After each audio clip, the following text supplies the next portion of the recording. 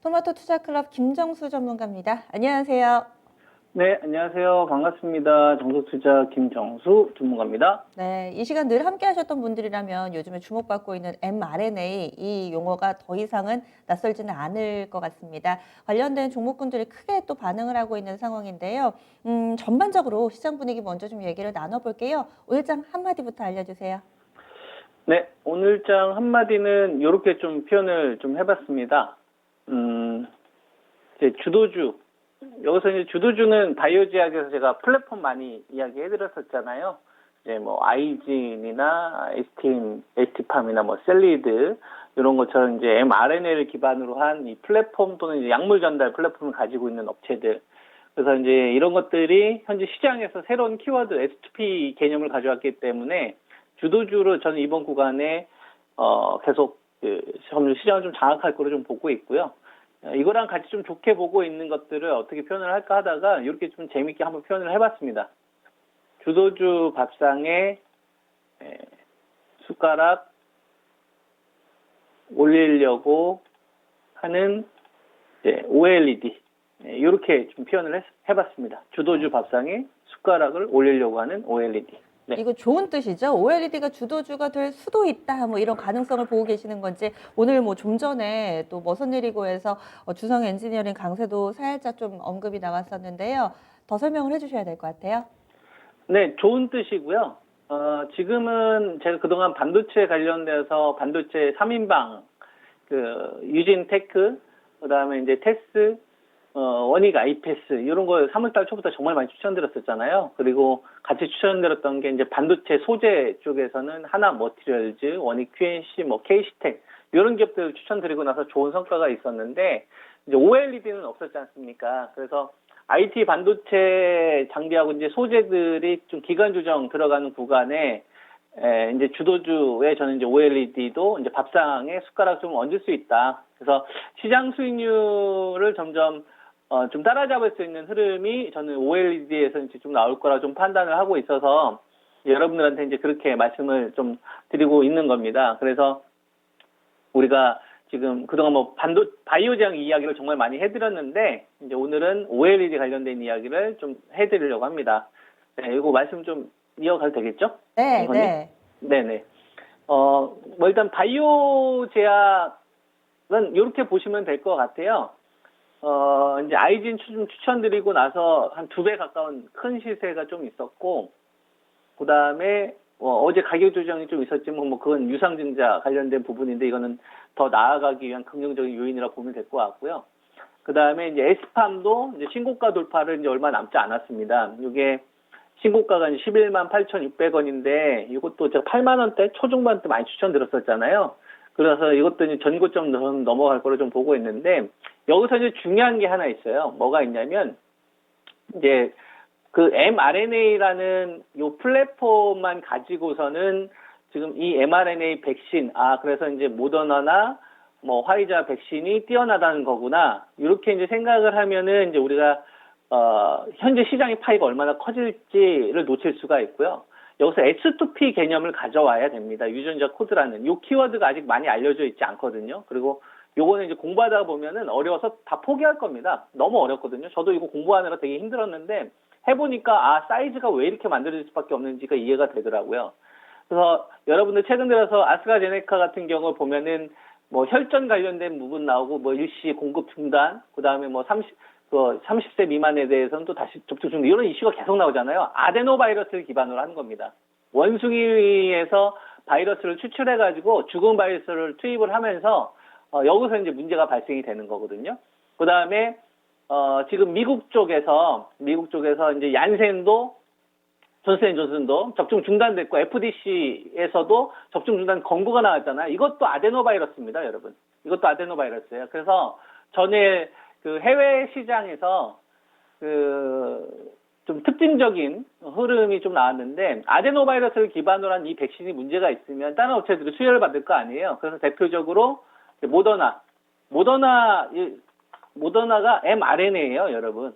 이 키워드가. 그래서 보면은 mRNA 관련돼서 이 반사익으로 이제 모더나가 강세 흐름이 좀 나왔고, 그 다음에 이제 전기차 관련돼서 어제 시장에서는 테슬라 정도, 그러니까 존슨앤존슨의 얀센의 접종 중단으로 인해서 혼조세가 나왔지만 여기서 이제 반사이익을 받을 수 있는 업체들이 크게 이제 두 가지 정도가 이제 나온 거다. 저는 이렇게 좀 보거든요.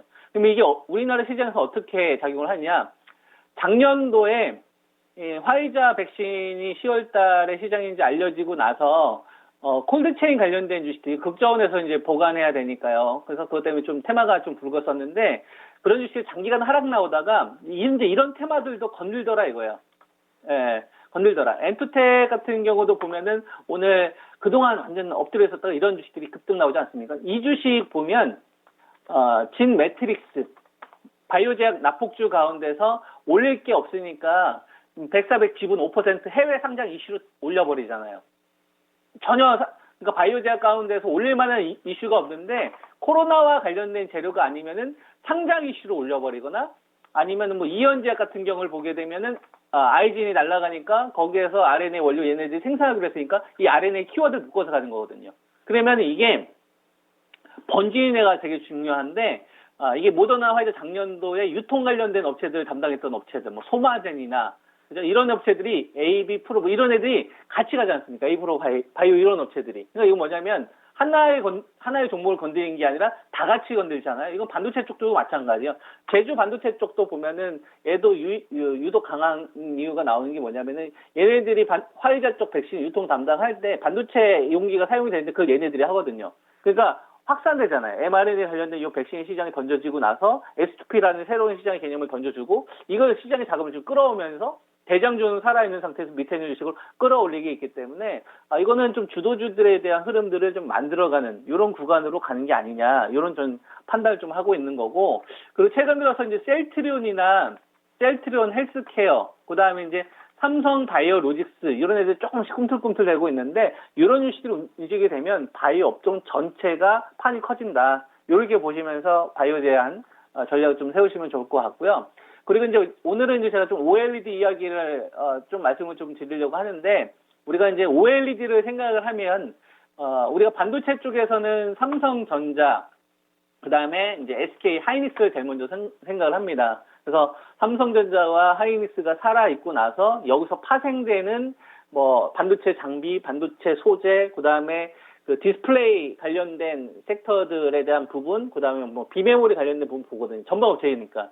근데 이제 우리가 OLED를 보면 OLED는 대화면 쪽으로는 LG 디스플레이를 보고서 전략을 세워야 되는 거고요. 얘가 이제 삼성전자 같은 그리고 지금 비상장되어 있는데 SDC, 삼성 모바일 디스플레이 보고서 중소형 화면에 대한 전략을 세워야 되는 겁니다. 그래서 LG 디스플레이 같은 경우를 보게 되면 대화면 쪽에 대한 부분으로 가기 때문에 얘 하나로 대응을 해야 되는 거고 중소형 OLED 쪽에서는 SDC인데 얘가 상장 이슈가 없잖아요. 그랬을 때 이 SDC의 투자 방향이 애플도 따라오는 형태로 갈 거냐 이걸 보고서 전략을 세워야 되는 거거든요. 그래서 SDC를 하면 우리가 생각하면은 뭐 갤럭시 이렇게 생각하면 되겠죠. 갤럭시 스마트폰에 들어가는 게 여태까지 이제 LCD에서 OLED로 점점 화면을 좀 그 중저가 제품까지 키우고 있잖아요. 요게 이제 노트북이라든지 태블릿 PC로 점점 확장돼요. 여기에 애플이 이제 따라붙는 형태가 됩니다. 그러면은 OLED 관련된 섹터들은 어떻게 되겠어요? 메인으로 등장할 수가 있겠죠. 그래서 덕산 네오룩스 같은 주식도 쉽게 안 죽을 거라고 봅니다. 그리고 이오 테크닉스 같은 주식들도 OLED 관련된 섹터에서 쉽게 죽지 않을 거다. 그리고 그동안 이제 SFA 같은 업체들도 보면 그동안 이제 그 반도체 우리가 관련된 이야기를 했었을 때 우리가 이제 특히나 이제 OLED 관련된 이 매출 비중이 있는 업체들 같은 경우는 시세가 좀 많이 부족했었거든요. 왜냐하면 이제 물류 쪽 담당하기도 하고, 그 다음에 적극적인 투자가 상대적으로 다른 애들에 비해서 좀 약했었기 때문에. 그러면서 반도체 주식들의 수익률이 터진 기간 동안에 장기간에 걸쳐서 기간 조정이 다른 애들보다 좀 컸고요. 수익률이 더 졌어요. 왜냐하면 이걸 이끌고 있는 SDC 방향이 사업방이 오락가락했고 적극적이지 못했기 때문에 그런 겁니다. 근데 최근 들어서 삼성전자가 좀 약간 난감한 상황이 돼버렸잖아요. 백악관에 가가지고 중국 눈치와 좀 미국 눈치를 같이 봐야 되는 이런 상황이다 보니까 그러다 보니까 SDC 쪽에서의 이 행보가 조금 앞당겨지고 있다 이겁니다. 저는 요 부분을 좀 말씀드리고 싶은 거거든요. 그래서 IT 반도체 섹터들이 이제 좀 잠깐 휴식기에 들어가는 기간 동안에 OLED 관련된 섹터들이 시세를 열지 않겠느냐. 그래서 이제 덕산 네오룩스, 이오테크닉스, 그다음에 이제 SFA 이런 업체들을 좀 잘 보시면 좋지 않을까 이렇게 말씀을 좀 드리겠습니다. 네, 자세한 말씀 고맙습니다. 예, 감사합니다.